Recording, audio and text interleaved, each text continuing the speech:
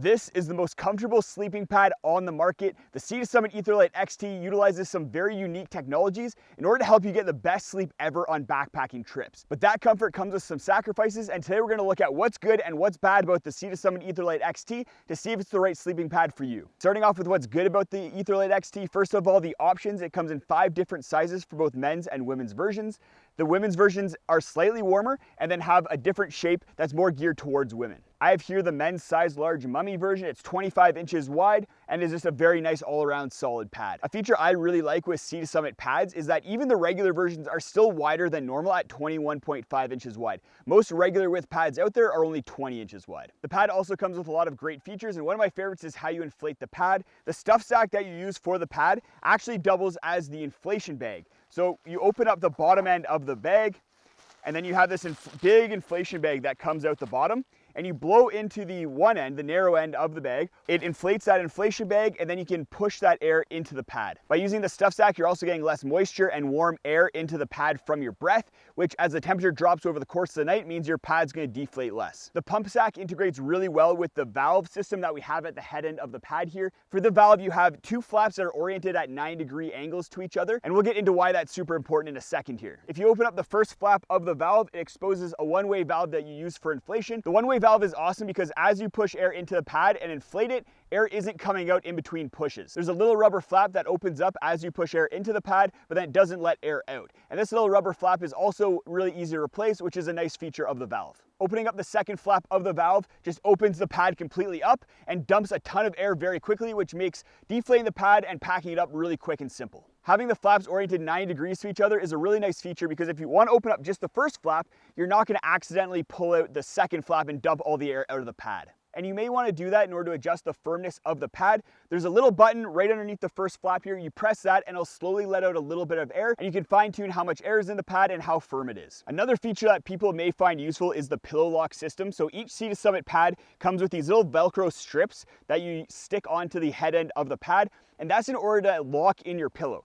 The pillow lock system only works with Sea to Summit pillows, so you have kind of these Velcro little strips here, and then you have material on the back of the pillows that sticks to that Velcro. So you can take a Sea to Summit pillow, stick it on there, and then it's not going to move around as you toss and turn over the course of the night, which is really nice because if your pillow isn't attached to your sleeping pad in some way, whether that's a pillow lock system or pad straps, your pillow is going to tend to run away from you in the middle of the night. While the pillow lock system is effective at locking your pillow in place, you do need to use Sea to Summit pillows in order to make it work, and not all Sea to Summit pillows may be comfortable for everybody. The last good thing with this pad, and probably one of the most important, is comfort. First of all, this pad is 4 inches thick, making it one of the thickest sleeping pads on the market, and that thickness means that you're gonna have a lot of troubles bottoming this pad out, even if you are a heavier person sleeping on your side. And while the thickness is a big reason why I think this pad is super comfortable, the magic happens with the baffling system. The Etherlite XT uses what Sea to Summit calls air-sprung baffles, and what that consists of is loops of material and RF welds to attach the top of the pad to the bottom of the pad. And that creates these little dimples in the pad, and these dimples help relieve pressure points as you lay down. The dimples are especially effective at relieving pressure points in your shoulder and hip when sleeping on your side. The air-sprung baffling system is the most effective baffling system that I've come across in any sleeping pad out there, and the Etherlite XT is the only sleeping pad I've ever used where I haven't had my arm fall asleep in the middle of the night. With other sleeping pads that use horizontal baffles or vertical baffles, at some point when using the pad, I've had my arms fall asleep when sleeping on my side, and that's just very uncomfortable and will wake you up in the middle of the night. The Etherlite XT is the only sleeping pad where I consistently sleep through the entire night without waking up to toss and turn. And that brings us to what's bad about the Etherlite XT, starting with the weight and the size. The size regular weighs 455 grams, whereas the size large on my scale weighs 590 grams for just the pad, or 670 grams for the pad, the stuff sack, and repair kit. While not crazy heavy, the Etherlite XT is heavier than a lot of other comparable pads out there. It's also a little bit of a bulky pad.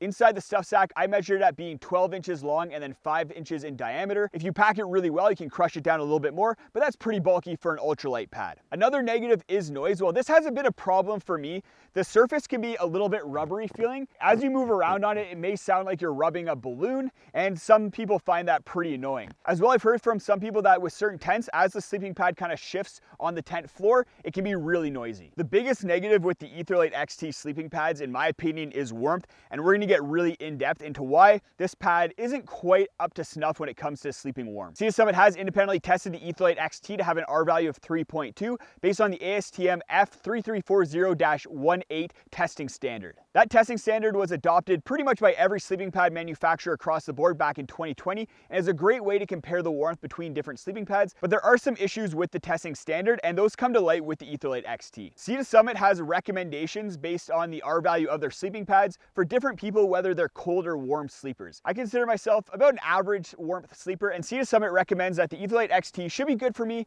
in sub-freezing conditions on cold ground. But I find that that recommendation is not reflected in my real-world experience. But before I explain why that is, let's take a look at the different technologies for insulation that Sea to Summit is using inside the Etherlite XT. First of all, you have a sheet of synthetic insulation that's loose inside of the pad, and then on one side of that insulation you also have a reflective layer. Well, I've been testing this sleeping pad out in the real world for the last 3 years. I've had this sleeping pad basically since it first came out. I want to do some lab testing as well. So I tested the insulation by placing the sleeping pad on top of a heating pad that heated to about 37 to 40 degrees. After that, I used an infrared camera to see what the surface temperature of the Etherlite XT was, to see what the difference was between the bottom temperature and the top temperature of the pad. And this kind of simulates a real world experience where you have the ground, which is trying to suck heat out of you who are on top of the pad. And the difference I saw was 11 degrees Celsius, which gives me an indication of how well the sleeping pad is insulating. But you'll notice on the infrared image that there's some hot spots, some little circles where their heat is coming through the pad a lot more than other areas. Those hot spots are occurring because there's gaps in the insulation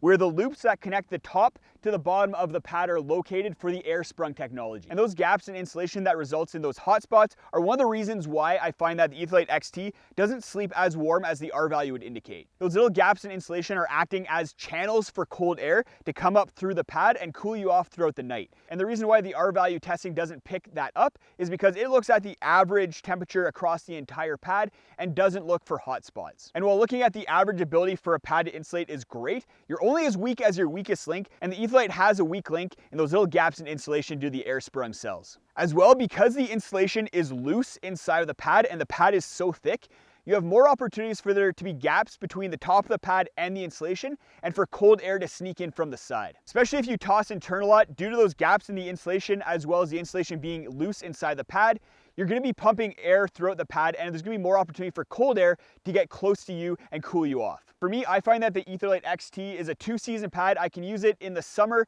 and fall in sub-freezing temperatures, but when the ground isn't frozen or cold. I've used the pad in spring conditions when air temperatures were quite warm, but the ground was still frozen and quite cold, and it led to some pretty miserable nights. I'm a little bit on the fence with durability with this pad. It's made with really durable materials. The shell fabric is 30 by 40 Ripstop nylon and is a really nice, thick, durable material. It just feels durable in your hand. It uses an extrusion lamination method on the inside of the pad in order to create an airtight seal. And Sea to Summit has told me that they have not had any failures due to delamination with the Etherlite XT pads. As well, for all of the air sprung locations where you have connection points between the top of the pad and the bottom of the pad, they use RF welding, which is one of the strongest welds that you can use. But I have a confession to make. This isn't the same Etherlite XT that I bought 3 years ago.